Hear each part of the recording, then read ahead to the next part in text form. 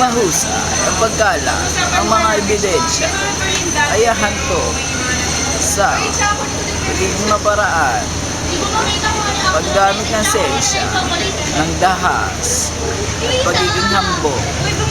Narito tayo sa Joko at ngayon ating iimbestigahan ang mga nagkalat na tae sa ating lipunan. Ito yung mga nakakasira sa ating kapaligiran. Meron tayong kakausapin upang magtunghay na siyang nakasaksi sa kaganapang ito. Ito siya. Ano ka dito? Ano ang nasaksihan mo tungkol sa mga taong nagkalat?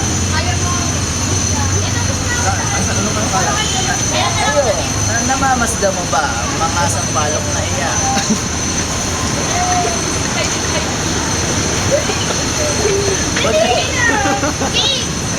Kaya mo ito Ay, nakatawa si Lino.